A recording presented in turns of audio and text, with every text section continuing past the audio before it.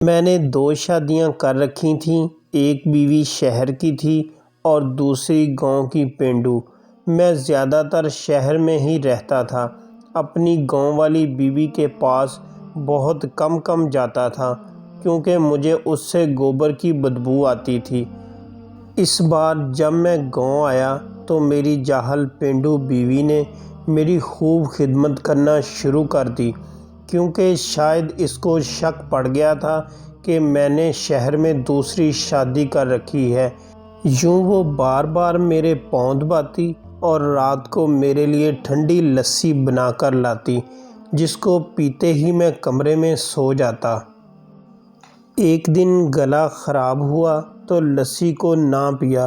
ابھی مجھے لیٹے تھوڑی ہی دیر گزری تھی کہ سر پر آسمان ٹوٹ پڑا، کیونکہ میری پینڈو بیوی میرے لیے لسی بنا کر لائی تو میں نے بڑے غرور سے کہا کہ تم یہ لسی میز پر رکھ کر باہر چلی جاؤ، کیونکہ مجھے رضیہ کی موجودگی میں بڑی کفت سی ہوتی تھی۔ وہ مسکرا کر بولی، اگر آپ کو میری موجودگی سے پریشانی ہوتی ہے تو میں باہر صحن میں سو جاتی ہوں، امی کو بھی علم نہیں ہونے دوں گی کہ میں کمرے میں نہیں سوئی۔ میں رضیہ کا منہ تکتا رہ گیا، وہ تو ایسی نہیں تھی۔ میں تو جب بھی گاؤں آتا تو وہ میرے ارد گرد ایسے چکر لگاتی جیسے تتلی پھول کے گرد منڈلاتی ہو۔ میں مسکرا کر بولا، نیکی اور پوچھ۔ مجھے یقین نہیں تھا کہ وہ میری بات سن کر ایک دم سے ہی رونے لگ گئی، مگر اس کے چہرے سے مسکراہٹ نہ غائب ہوئی اور اپنا تکیہ اٹھا کر باہر چلی گئی۔ میں تو ابھی تک حیرت میں ڈوبا ہوا تھا کہ اس کو کیا ہوا ہے، اور من ہی من میں سوچا، چلو اچھا ہوا گوبر کی بدبو سے جان چھوٹی، اور ایک ہی سانس میں گھٹا گھٹ لسی کا پورا گلاس پی گیا۔ ہم گاؤں کے رہائشی دنیا کے کسی کونے میں بھی چلے جائیں، اپنی دیسی خوراک نہیں چھوڑتے۔ میں یوں تو زیادہ وقت شہر میں گزارتا تھا، مگر جب بھی گاؤں آتا تو میری اولین ترجیح لسی ہوتی۔ میں لسی پی کر لیٹ گیا اور اپنی زندگی کی محبت اپنی دوسری بیوی عافیہ سے فون پر بات کرنے لگا۔ عافیہ کی وہی معصوم اور بچوں جیسی باتیں تھیں۔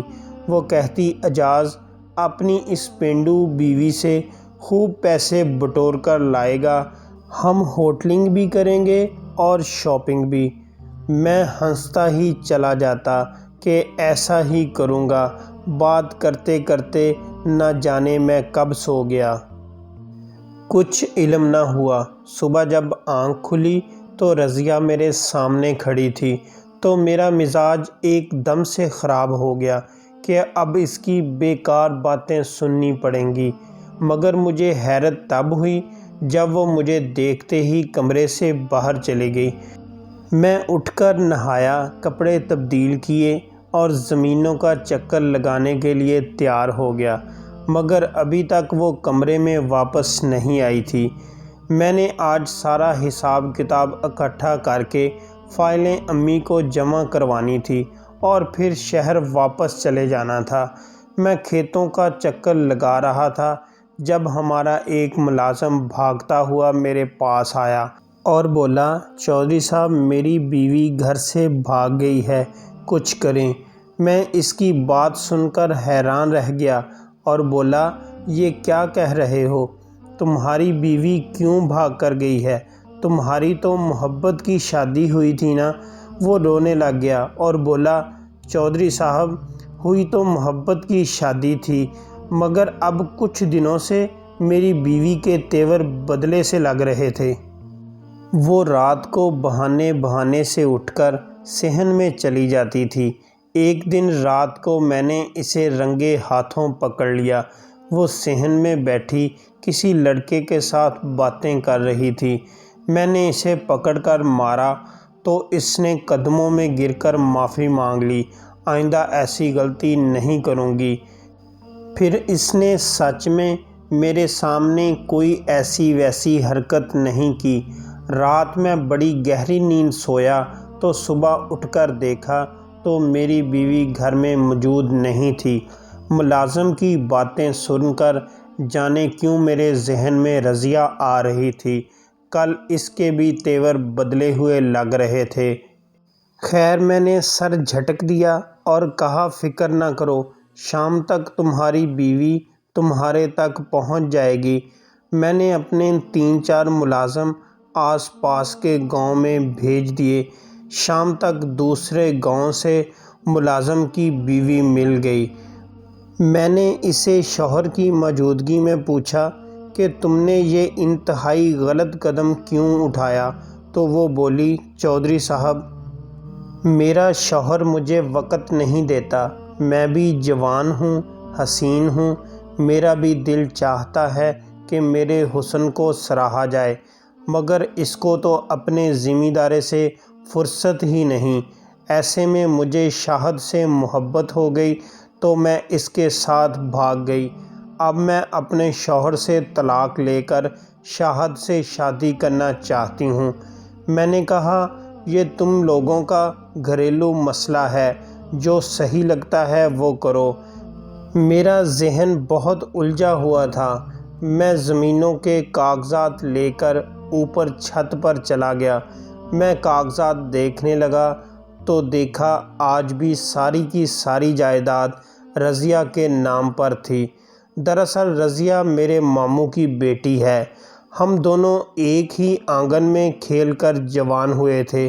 ماموں اور ابو آپس میں کزن بھی تھے اور دوست بھی تھے۔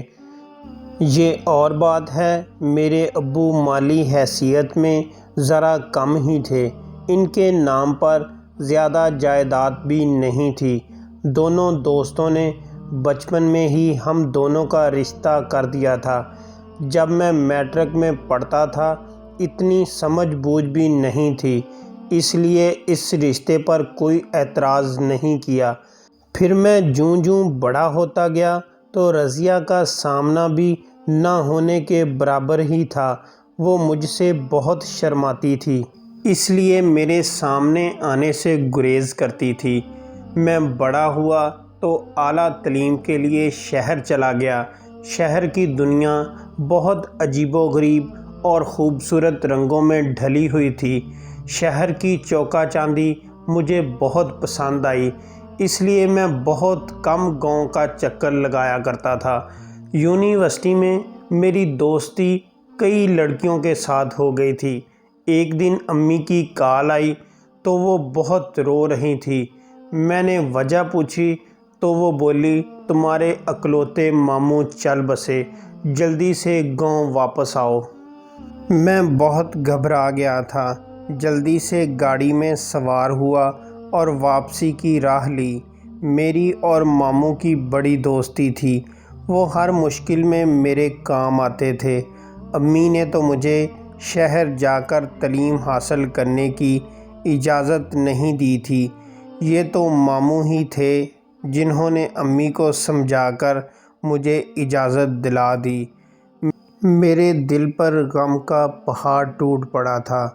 جب گاؤں پہنچا تو مجھ پر اصل قیامت تب ٹوٹی جب مجھے بتایا گیا کہ صرف ماموں کا ہی انتقال نہیں ہوا، بلکہ ماموں، ممانی اور ابو ایک ہی گاڑی میں جا رہے تھے کہ ان کا ایکسیڈنٹ ہو گیا اور تینوں میں کوئی ایک بھی نہ بچ سکا۔ میں تو صدمے سے پاگل ہو گیا اور میری امی کی حالت بھی بہت خراب تھی۔ ہم پر وہ وقت بہت کڑا تھا۔ 2 ماہ میں نے گاؤں میں ہی گزارے۔ رضیہ بھی ہمارے گھر آئی ہوئی تھی، کیونکہ اس کا اپنا گھر تو اجڑ چکا تھا۔ تب میں نے رضیہ کو بڑے غور سے دیکھا۔ وہ تو بہت ہی سیدھی سادی لڑکی تھی، بلکہ بیوقوفی کی حد تک سیدھی تھی۔ اس کے چال چلن بالکل پینڈو تھے، مگر میں رضیہ کی طرح بالکل بھی نہیں تھا۔ مجھے تو رضیہ سے گوبر کی بدبو آتی تھی۔ یہ اور بات تھی کہ اس نے آج تک گوبر کو ہاتھ تک نہ لگایا تھا۔ وہ اپنے والدین کی بہت لاڈلی تھی۔ جب امی اور رضیہ کا غم کم ہوا تو میں نے واپس شہر کی راہ لی، کیونکہ میرے امتحانات بھی ہونے والے تھے۔ شہر جانے سے پہلے میں نے امی سے کہا، آپ کوئی مناسب رشتہ دیکھ کر رضیہ کی شادی کر دیں، وہ میرے جوڑ کی نہیں۔ تب تو امی چپ کر گئی، مگر جب میں امتحانات دے کر واپس آیا تو امی نے رو رو کر میرے سامنے آنسوؤں کے سمندر بہا دیے۔ وہ بولی، بیٹا تم 3 مرحوم لوگوں کی آخری خواہش ماننے سے انکار کیوں کر رہے ہو؟ تم یہ جان لو تمہاری شادی صرف اور صرف رضیہ سے ہوگی، نہیں تو تم میرا مرا ہوا منہ دیکھو گے۔ میں بے انتہا مجبور ہو گیا، اس لیے مجھے یہ کڑوا گھونٹ پینا پڑا۔ شادی میری مرضی کے خلاف ہوئی، اس لیے میں پہلے ہی دن سے رضیہ کو جوتے کی نوک پہ رکھنے لگا۔ کچھ عرصے بعد مجھے معلوم ہوا کہ رضیہ تو ماموں کی کروڑوں کی جائیداد کی اکیلی مالک ہے۔ اب اس جائیداد کی دیکھ بھال مجھے ہی کرنی ہے۔ مجھے بہت غصہ آتا تھا، لیکن میں نے بھی اپنے لیے راہ تلاش کر لی تھی۔ ہوا یوں تھا کہ میں نے ساری زمین ملازموں کے سپرد کر دی تھی۔ ہر ماہ آ کر رجسٹر دیکھ لیتا اور باقی حساب کتاب امی کے ہاتھ میں دے دیتا، خود پیسے بٹور کر شہر لے جاتا۔ میں نے شہر میں اپنے لیے ایک جاب ڈھونڈ لی تھی۔ جب میں نے جاب کے متعلق امی کو بتایا تو انہیں بہت غصہ آیا۔ وہ بولی، یہ تم کیا کہہ رہے ہو بیٹا؟ یہاں تم کروڑوں کی زمینیں چھوڑ کر شہر میں کوڑی کوڑی کی ملازمت کرو گے؟ میں بولا، امی میں رضیہ سے شادی نہیں کرنا چاہتا تھا، وہ مجھے پسند نہیں ہے۔ اسے نہ تو پہننے کا ڈھنگ ہے اور نہ اٹھنے بیٹھنے کا۔ اگر میں مستقل طور پر یہاں رہا تو رضیہ کو اس رشتے سے آزاد کر دوں گا۔ امی کی آنکھوں میں آنسو آ گئے، مگر وہ خاموش رہیں۔ انہوں نے مزید مجھ سے کوئی بات نہ کی۔ انہوں نے اپنے اکلوتے بیٹے کی قربانی دے کر بھائی کی بیٹی کی خوشیاں بچا لیں۔ شہر میں میں خوب اچھی زندگی بسر کر رہا تھا۔ رضیہ کی زمینوں سے کافی آمدن ہو جاتی تھی اور وہ میں شہر میں اڑا دیتا تھا۔ میں جہاں آفس میں کام کرتا تھا وہاں ایک نئی لڑکی جاب کی غرض سے آئی۔ اس کا نام عافیہ تھا۔ اس کی جاندار شخصیت دیکھ کر میں اس کے عشق میں مبتلا ہو چکا تھا۔ مجھے اس جیسی خوبصورت اور سرپھری لڑکیاں بہت پسند تھیں۔ کچھ ہی دنوں میں ہماری بہت گہری دوستی ہو گئی۔ عافیہ کافی بے باک لڑکی تھی۔ وہ رضیہ کی طرح ڈرپوک نہیں تھی۔ میں عافیہ کے عشق میں گرفتار ہو گیا تھا۔ میں نے عافیہ سے شادی کے متعلق پوچھا تو اس نے جھٹ سے ہاں کر دی۔ عافیہ سے شادی کر کے میری زندگی میں بہت سکون آ گیا۔ میری یہ شادی خفیہ تھی، گھر میں کسی کو بھی اس کے متعلق نہیں پتہ تھا۔ میں گاؤں میں بیٹھا اپنی سوچوں میں مگن تھا کہ عافیہ کی یاد ستانے لگی۔ میں نے جلدی سے موبائل نکالا اور عافیہ کو کال کرنے لگا۔ بیل تو جا رہی تھی مگر اس نے فون نہ اٹھایا۔ مجھے اس کی فکر ہونے لگی۔ شام کے اندھیرے بھی بڑھنے لگے۔ میں جلدی سے نیچے آیا اور سب حساب کتاب امی کو تھما کر شہر جانے کی اجازت مانگی۔ وہ بولی، بیٹا تم صبح چلے جانا، ابھی بہت اندھیرا ہو گیا ہے، مجھے تمہاری فکر ستاتی رہے گی۔ رضیہ بولی، امی جانے دیں، ان کے 100 کام شہر میں پھنسے ہوئے ہیں، پھر دیر سویر تو ہوتی رہتی ہے۔ میں رضیہ کو دیکھتا رہ گیا۔ اس وقت تو مجھے عافیہ کی فکر تھی، اس لیے میں شہر چلا آیا، لیکن مجھے رضیہ کی باتیں پریشان کرنے لگیں۔ میں رات گئے شہر پہنچا اور دروازے پر کھڑا بیل پہ بیل بجا رہا تھا، مگر کسی نے دروازہ نہ کھولا۔ یوں ہی کھڑے کھڑے مجھے تقریباً 10 منٹ گزر گئے۔ پھر جا کر کہیں عافیہ نے دروازہ کھولا۔ وہ خوبصورت لال لباس پہنے ہوئے، چہرے پر میک اپ کیے ہوئے، وہ نرالے سے انداز میں میرے روبرو کھڑی تھی۔ میں بولا، عافیہ، تمہاری حالت دیکھ کر تو ہرگز نہیں لگ رہا کہ تم سو رہی تھی، تو پھر مجھے اتنا انتظار کیوں کروایا؟ وہ بڑی ادا سے بولی، میں سو رہی تھی، مگر جب بیل ہوئی تو میں اٹھ گئی۔ دوربین سے دیکھا تو دروازے پر آپ کھڑے تھے، اور میں نے جلدی سے شاور لیا اور سج دھج کر آپ کے سامنے آ گئی۔ یوں انسان اچھا تو نہیں لگتا کہ اتنے دن بعد شوہر گھر واپس آئے اور بیوی عجیب و غریب حلیے میں اٹھ کر شوہر کے سامنے آ جائے۔ میں مسکرا دیا اور بولا، بات تو تم نے ٹھیک کی ہے۔ عافیہ ایسی لڑکی تھی کہ میں اس کی صحبت میں سب کچھ بھول جاتا تھا، ہر گلہ، ہر شکوہ۔ عافیہ نے مجھ سے شاپنگ کی فرمائش بھی کر دی تھی۔ وہ مہنگی چیزوں کی شوقین تھی۔ میری تنخواہ تو اتنی نہیں تھی کہ میں عافیہ کے شوق پورے کر سکتا، اس لیے اب میں رضیہ کی زمین کا لالچ بھی کرنے لگا تھا۔ میں سوچتا تھا، اگر رضیہ نے مجھے چھوڑ کر کسی اور سے شادی کر لی تو ساری زمین اس کے شوہر کے پاس چلی جائے گی اور میں خالی ہاتھ رہ جاؤں گا۔ مجھے شہر میں رہ رہ کر بھی رضیہ کے عجیب رویے کا خیال آ رہا تھا، اس لیے میں ایک ہفتہ شہر میں رہ کر کام کا بہانہ بنا کر گاؤں چلا آیا۔ عافیہ بہت روئی تھی۔ وہ مجھے گاؤں آنے کی اجازت نہیں دے رہی تھی۔ وہ کہتی تھی، آپ کے بغیر میرا دل نہیں لگتا اور مجھے ڈر بھی لگتا ہے، مگر میں کیا کر سکتا تھا، میری بھی مجبوری تھی۔ خیر، اس کے ڈر کا تو میں نے انتظام کر دیا تھا، اس کو نیا چوکیدار رکھوا دیا تھا۔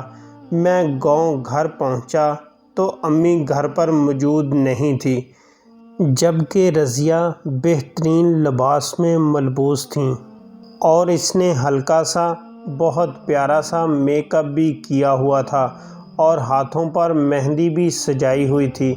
میں نے اس سے پوچھا، یہ تیاری کیوں کر رکھی ہے؟ تو وہ روٹھے ہوئے لہجے میں بولی، اپنی سہیلی کی شادی بلکہ خانہ بربادی میں گئی تھی، اس لیے تیار ہوئی ہوں۔ مجھے اس کی بات پر بے تحاشا ہنسی آئی۔ رضیہ زندگی میں پہلی بار مجھے اچھی لگی۔ میں نے اس کا ہاتھ تھاما اور کمرے میں لے گیا۔ مجھے اس دن پہلی بار احساس ہوا کہ رضیہ بیچاری اتنی بھی بری نہیں ہے جتنی مجھے لگتی تھی۔ شام کو امی گھر آئیں۔ ہم دونوں کو ایک ساتھ دیکھ کر بہت خوش ہوئیں۔ رات ہوئی تو رضیہ نے مجھے پھر لسی پلا دی، جسے پیتے ہی میں سو گیا، اور صبح اٹھا تو میں بہت حیران ہوا کہ رات بھر میں اتنی دیر تک کیوں سوتا رہا۔ شہر میں تو لیٹ سونے کی عادت تھی، مگر گاؤں میں 9 بجے ہی سو جاتا تھا۔ دن بھر رضیہ مجھ سے دور دور ہی رہی، یہاں تک میں کوئی بات بھی کرتا تو وہ اس کا جواب نہ دیتی۔ میں نے اس سے وجہ پوچھی تو وہ بولی، آپ بلا وجہ ہی سوچ رہے ہیں، ایسی تو کوئی بات نہیں۔ میں چپ کر گیا۔ شام کے 6 بجے تو مجھے شہر سے چوکیدار کی کال آئی۔ وہ بولا، صاحب جی، یہاں شہر میں مسئلہ ہو گیا ہے، آپ جلدی سے یہاں شہر پہنچیں۔ اس مسئلے کا بی بی جی سے بھی ذکر مت کیجیے گا، وہ پریشان ہو جائیں گی۔ بہتر تو یہی ہے کہ آپ انہیں اپنی آمد کے متعلق بھی کچھ مت بتائیے گا۔ میں نے چوکیدار سے کہا کہ وہ فکر نہ کرے، میں رات تک پہنچ جاؤں گا۔ اس رات بھی میں رضیہ کا راز جانے بغیر ہی شہر جا رہا تھا۔ میں شہر جانے لگا تو رضیہ نے بھی مجھ سے ملنا گوارا نہ کیا۔ میں گاڑی میں بیٹھ کر لاشعوری طور پر رضیہ اور اس شام کے بارے میں سوچتا رہا جو اس کے ساتھ بتائی تھی۔ رات 11 بجے کے قریب میں شہر گھر پہنچا تو میں نے چوکیدار سے سوال کیا، بتاؤ کیا مسئلہ ہوا ہے؟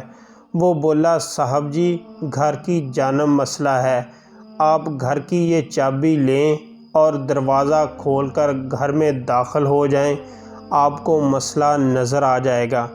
میں نے ہاں میں سر ہلایا اور چابی لی، دروازہ کھولا اور گھر میں داخل ہو گیا۔ مجھے اپنے بیڈ روم سے آوازیں آ رہی تھیں۔ دل ڈوبنے لگا کہ اس ٹائم میرے گھر میں کون آیا ہوا ہے۔ میں جیسے ہی آگے بڑھا اور دیکھا تو میرے قدموں کے نیچے سے زمین نکل گئی۔ ان کو دیکھ کر میری جان نکل رہی تھی۔ میں نے دیکھا کہ ایک لڑکا انتہائی بے تکلفی سے بیٹھ کر ایک دوسرے سے گپ شپ لگا رہے تھے۔ جیسے ہی ان دونوں کی نظر مجھ پر پڑی تو وہ دونوں گھبرا گئے۔ ابھی تک میں بے یقینی کی حالت میں تھا۔ وہ لڑکا ہوشیار نکلا۔ اس نے میری اس حالت کا فائدہ اٹھایا اور میرے پہلو سے نکل کر بھاگ گیا۔ میں نے آگے بڑھ کر عافیہ کے منہ پر تھپڑ مارا اور پوچھا وہ کون تھا؟ وہ بولی وہ میرا بھائی تھا، ڈر لگ رہا تھا اس لیے اس کو بلا لیا۔ اتنے میں چوکیدار کی آواز آئی۔ وہ بولا صاحب جی یہ لڑکا آپ کے جانے کے بعد ادھر ہی رہتا ہے، اس کو پکڑ لایا ہوں۔ میں نے اور چوکیدار نے مار مار کر لڑکے کی درگت بنا دی۔ تب عافیہ رو رو کر مجھ سے اس لڑکے کی زندگی کی بھیک مانگنے لگی۔ وہ بولی یہ لڑکا میری پہلی اور آخری محبت ہے، ہم دونوں بچپن ہی سے ایک دوسرے کو چاہتے ہیں، مگر ہم دونوں بہت ہی غریب گھرانوں سے تعلق رکھتے تھے، اس لیے ہم نے طے کر لیا تھا کہ جب تک کچھ بن نہیں جاتے تب تک شادی نہیں کریں گے۔ میں نے ایک آفس میں جاب شروع کر دی۔ وہاں مجھے پتہ چلا کہ ایک کروڑ پتی چودھری میرے عشق میں مبتلا ہے۔ جب آپ نے شادی کے متعلق پوچھا تبھی میں نے جھٹ سے ہاں کر دی تھی، کیونکہ اس شادی سے مجھے اور فیض کو بہت فائدہ ہونے والا تھا۔ میں آپ کی ساری جائیداد ہتھیانا چاہتی تھی، اس لیے میں نے آپ کے ساتھ محبت کا ناٹک کیا۔ میں نے عافیہ کے منہ پر تھپڑ مارا۔ وہ بولی آپ کو میری سچائی کا علم ہو چکا ہے تو مجھے طلاق دے کر آزاد کر دیں۔ میں بولا نہیں عافیہ بی بی، کبھی بھی نہیں، تم نے مجھے دھوکہ دیا ہے، تمہیں اس کی سزا مل کر رہے گی اور اب تم ساری زندگی اسی گھر میں رہو گی، نہ میں تمہیں اپناؤں گا اور نہ چھوڑوں گا، تم ساری زندگی یہاں قید رہو گی، تم میری نہیں ہوئی، میں تمہیں کسی اور کی بھی نہیں ہونے دوں گا۔ میں اسے وہیں چھوڑ کر خود واپس چلا گیا۔ میں صبح سویرے گاؤں واپس پہنچا تو امی بہت پریشان ہوئیں۔ وہ بولیں بیٹا کیا بات ہے، نہ تمہیں شہر میں سکون ملتا ہے اور نہ گاؤں میں۔ میں چپ ہی رہا۔ مجھے دیکھ کر رضیہ کو ذرا بھی خوشی نہ ہوئی۔ میں اپنی ایک بیوی سے دھوکہ کھا چکا تھا، دوسری پر اعتبار نہیں کر سکتا تھا، اس لیے میں نے اس کے معاملات پر گہری نظر رکھنا شروع کر دی۔ اسے اپنے پاس بلاتا تو وہ کام کا بہانہ کر کے میرے پاس سے اٹھ کر چلی جاتی۔ ایک دوپہر میں سو کر اٹھا تو گھر کو خالی پایا۔ ملازمہ سے رضیہ کے متعلق پوچھا تو اس نے بتایا کہ وہ چھت پر گئی ہیں۔ میں حیران رہ گیا کہ دوپہر کو اس وقت تو چھت پر کیا کر رہی ہوگی، اس لیے میں دبے پاؤں سیڑھیاں چڑھنے لگا۔ میں چھت پر چڑھا تو رضیہ اور امی ساتھ بیٹھی باتیں کر رہی تھیں۔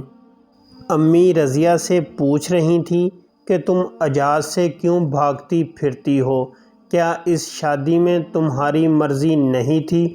تو وہ زاروں قطار رونے لگی اور بولی امی جب سے ہوش سنبھالا ہے خود کو اجاز سے محبت کرتے ہوئے پایا ہے۔ اجاز بھی بہت اچھے تھے مگر تب تک جب تک شہر نہیں گئے تھے، جب سے وہ شہر گئے ہیں خود کو کوئی اعلیٰ مخلوق سمجھنے لگے ہیں۔ شادی کے بعد میں نے اجاز کو اپنی طرف راغب کرنے کی ہر ممکن کوشش کی، مگر وہ مجھ سے دور بھاگتا رہا، یہاں تک کہ اس کے پیچھے بھاگتے بھاگتے میں نے خود کو بہت پیچھے چھوڑ دیا تھا۔ مجھے لگنے لگا تھا میں تو بالکل بیکار ہوں، مجھے تو مر ہی جانا چاہیے۔ مگر پھر میں نے سوچا کہ پتہ تو کرواؤں اجاز کے اس رویے کے پیچھے کیا وجہ ہے، تو میں نے پتہ کروایا تو پتہ چلا اس نے شہر میں دوسری شادی کر رکھی ہے۔ اس دن میں نے خود کو بہت بے بس محسوس کیا، میں آپ سے چھپ کر بہت روئی۔ اس دن سے میں نے سوچ لیا تھا کہ میں اجاز کے سامنے آنے سے گریز کروں گی، اپنے دل میں ان کی محبت چھپا کر رکھ لوں گی، مگر ان سے پیار کی بھیک نہیں مانگوں گی۔ اس لیے میں اب ان سے دور ہی رہنے لگی ہوں۔ امی نے بے یقینی سی آواز میں کہا، رضیہ ایسے کیسے ہو سکتا ہے کہ میرا بیٹا مجھ سے چھپ کر دوسری شادی کر لے؟ اتنی ہی دیر میں آگے بڑھا اور بولا، امی رضیہ سچ کہہ رہی ہے، میں نے آپ سے چھپ کر شہر میں پڑھی لکھی لڑکی سے اپنی پسند کی شادی کر لی، مگر میرے ساتھ بھی بہت برا ہوا۔ جب میں گاؤں واپس آ جاتا تھا وہ میرے پیچھے اپنے عاشق کو گھر بلا لیا کرتی تھی۔ مجھے اس بات کا کبھی علم نہ ہوتا اگر میں نے نیا چوکیدار نہ رکھا ہوتا۔ میں چوکیدار کی مدد سے اسے رنگے ہاتھوں پکڑ کر آیا ہوں۔ وہ مجھ سے طلاق مانگ رہی تھی، مگر میں نے اسے گھر میں قید کر دیا ہے۔ مجھ سے بے وفائی کرنے والے کا یہی انجام ہونا چاہیے۔ امی بولی، بیٹا جو تم نے اس معصوم رضیہ کے ساتھ بے وفائی کی ہے اس کا کیا کریں؟ میں رونے لگ گیا اور رضیہ کے سامنے ہاتھ جوڑ کر بولا، رضیہ تم تو بہت اچھی ہو، میرا ہی دماغ خراب ہو گیا تھا جو تم سے نفرت کرتا تھا، تم مجھے معاف کر دو۔ میں تمہیں زندگی کی تمام خوشیاں دینا چاہتا ہوں۔ رضیہ بولی، آپ کو معاف کر دوں گی مگر میری بھی ایک شرط ہے۔ میں نے کہا، ایک نہیں 100 شرط بتاؤ، میں ہر شرط ماننے کے لیے تیار ہوں۔ وہ بولی، عافیہ کو طلاق دے کر ہمیشہ ہمیشہ کے لیے اپنی زندگی سے نکال دو اور مجھ سے وعدہ کریں کہ آج کے بعد کسی لڑکی کی طرف نظر اٹھا کر نہیں دیکھیں گے۔ میں نے رضیہ سے وعدہ کر لیا اور عافیہ کو طلاق دے کر آزاد کر دیا۔ میں نے اپنی بقیہ زندگی کو ماں کے پرشفقت سائے میں اور رضیہ کے ساتھ گاؤں میں رہنے کا فیصلہ کر لیا۔ اگر آپ کو آج کی کہانی پسند آئی تو ویڈیو کو ضرور لائک کیجیے گا اور اپنے دوستوں کے ساتھ شیئر ضرور کیجیے گا۔ چینل کو سبسکرائب کر دیں اور نیچے کمنٹس میں اپنی رائے کا اظہار ضرور کریں۔ ہماری کوشش ہوگی ہماری ہر ویڈیو آپ کے معیار کے مطابق ہو۔ دعاؤں میں یاد رکھیے گا۔ شکریہ۔ خدا حافظ۔